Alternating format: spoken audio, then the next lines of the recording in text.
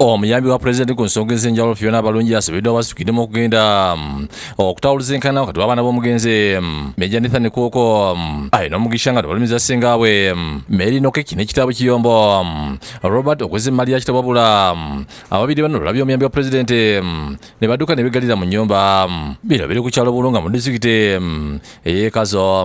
Bano kwekate kirobedde balungi okuliza bamulekwa Namwandu Jennifer ayina omugisha Kuoko ng'agamba nti bba yafa mubiri gumu wabula n'amulekera abaana 6 n'olubuto lwa myezi 2 ng'aleka ebyobugagga okuli ennyumba Lusira ennyumba ebbunga ettaka vaamu zente 2 emmotoka n'ebirala wabula yali akyali mulume n'awulira nti amaka geruzira yali abira n'abaana nga ssenga w'abaana Mary Nkoleki agatunze natandika okumugobaganya. Omugenzi yaleka amayumba 2 e Kampala residential houses. One was in Bunga, gye twali tubeeramu. Eyo bwe yamala okufa oyo omukyala n'agamba nnyumba ye n'angobamu n'aleka endala Luzira.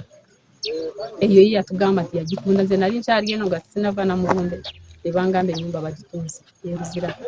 N'aleka amataka 2 bino bye tuliko kino ekitundu bakiyita Shameit kyalimu ente 3 yafiira 300 heads of cattle nga za loko eri gye tubadde nayo ttaka ddene. Ategeeza nti baaleka ekiramu wabula ab'ekika baagana kukisoma mu lumbeera embeera wetandika okwonooneka ng'amaziga gamuyitamu akoode Pulezidenti Museveni asitukiremu amuyamba afune obwenkanya kuba abaana babbi yali omulwanyi tebasoma.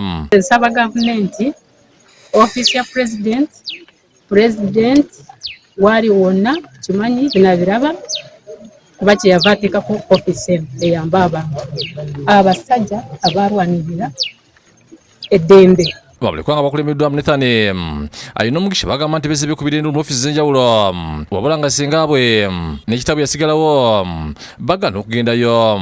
Yali administrator Dwight Mary Nkoleki aganya otuwa ebintu byaffe from start. We have gone to different offices to get them offices zonna office of the administration office of the administrator aganya okugendayo. Office of the president naye amuyita n'agaana okugendayo.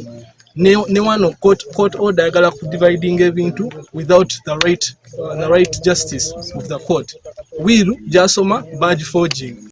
President atuyambe banga land titles zaffe tebazituwadde batwadde ebintu bazze ne batubalira ente ne batatulaga kubanga baali batunda ente nga batundanga ente 4 naye nga tebakola basayininga agreement. Bano luvala okuddukira mu ofiisi y'omuyambi wa Pulezidenti Balungi bategeeza nti singa bwe yabayisa b'emmaali yaabwe wabula nga abazongedde busongezi bwagenda okubawa omuli ennyumba enkadde entitaka wabula babiganya olw'ensonga nti bitono ku bintu omugenzi bye yaleka. Ate Nyakabingi Juliet nga mwana w'omugenzi Meja Kansimi nga bano baluganda agamba n'ekitabo yaleka ebyobugagga wabula ssengaabwe Noleki n'ekiyombo Robert babyeza. Naye ebintu byaffe tusaba justice, tusaba his excellent atuyambe. Kati bwe ngenda waka bangoba tebaagala njogere ku kintu kyonna, tebaagala nkole ki, kati nsalawo ne ngenda mu State House. Fiona Balungi avumiridde ekikuli ky'abantu abali emmaali eyabamulekwa ate nga baŋŋanda zaabwe. Waliwo ebintu byendaba mu nsi n'embyewuunya. Ono omukyala namutidde nnyo musi yennyini because you cannot omwana nga gwe balese mu nsi yekka ayenkana bw'ati Namwandu n'omugoba mu nnyumba ng'ayina olubuto lwa myezi n'azaala tomanyi mwana kimufaako. Omwana ali mu kumusaba school fees n'amugamba ebintu biri mu kooti. Abaliza ategeeza Noleki n'ekiyembo tebali waggulu amateeka nga wakulwa n'okulaba nga abaana bano nenye bafuna obwenkanya. Tugezzaako ku birabiri bano amasimu oba balina kiboogera ku nsonga n'obulaka bwefu waffe agudde butaka.